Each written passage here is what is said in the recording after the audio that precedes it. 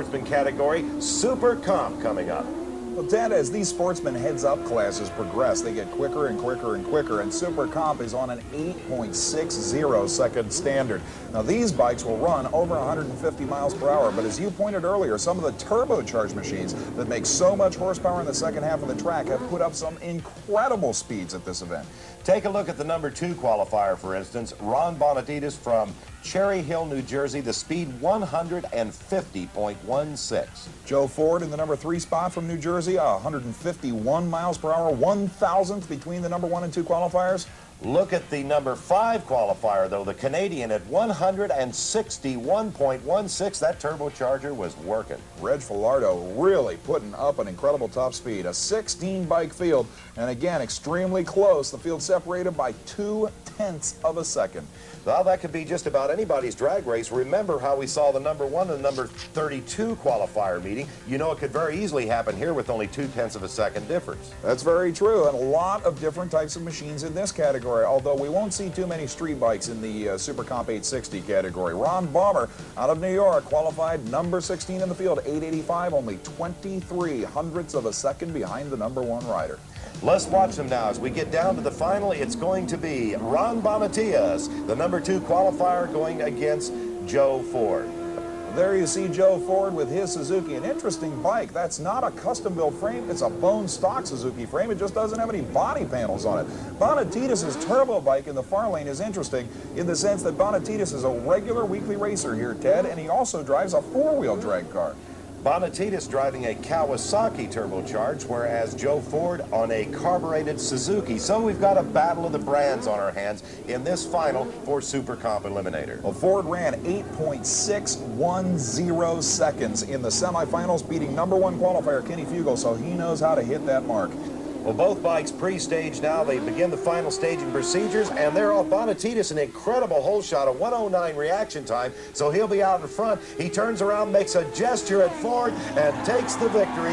Ron Bonitatis with an 8.64, 148 miles per hour. The crew very elated. Let's look at it one more time, Brett. I don't know what he was doing there. I think he turned around and gave him the old New Jersey signal for being big number 1 there, I think, at half track. He turns around and says, "Follow me," to the finish line, and takes the win. Bonitatis at 864 to a losing 867. Great drag race. Well, he knew he had him covered. Next up, the Sportsman Finals in Top Gas. This is the quickest sportsman category of motorcycle drag racing, a common performance standard of 8.20 seconds. 160 and 170 mile-an-hour bikes in this particular category, although in this particular case, you almost have to slow these things down to try and get them to qualify around that 8.20 second mark.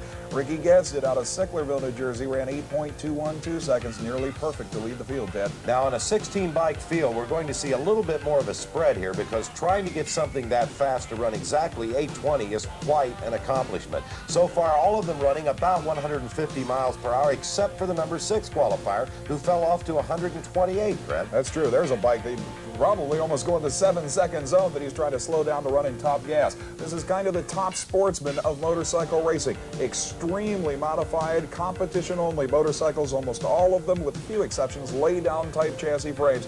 And indeed, you can see some incredibly quick and fast side-by-side racing in this particular category.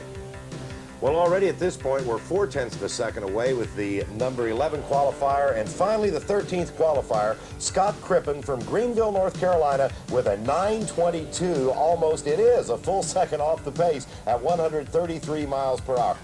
Well, it wasn't real competitive in the last 4 or 5 riders, Brett. Well, Crippen, who ran that 922, did pick up his pace a little bit. He went to the second round. He was running in the mid-8s, but these two guys proved to be the class of the field. The number 1 and number 2 qualifiers meet for the championship. Right there, you're looking now at Rickey Gadson. He has an interesting story. Rickey just got married. He's kind of the local hero from Sicklersville, New Jersey, and he left in the middle of his honeymoon to come and drag race a motorcycle. In the middle of his honeymoon? Well, that's what I understand. His wife is actually here today watching him, and he said, since you put up with all this nonsense, I promise I'll bring you back a win.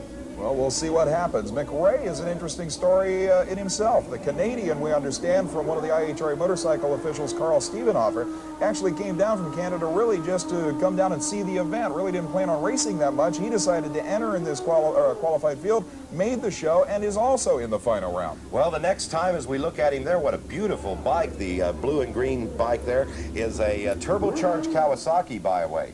The Ninja Machine from Niagara Speed Centers, I believe, moves it up in the starting line, but Gadson has been right on that 820 mark all the way since the first round. McRae has just been playing with his opponents. He really hasn't hit any of those serious top-end speeds we've gotten used to, but I think he'll probably knuckle down here in the championship.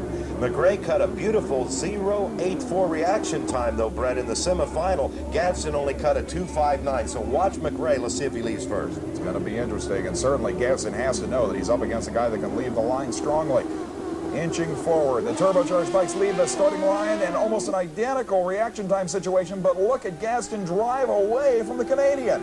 That bike really pulling. He's going to have an easy win for the wife. Let's take another look at it. Almost identical, as you said, a 144 to a 142 on the reaction time. Those bikes are side by side, Brett. Boy, and it was that way until the Christmas tree when Gadson drove away for an 8.23 second win. You can see him down underneath that cowling trying to keep the airflow as clean as possible.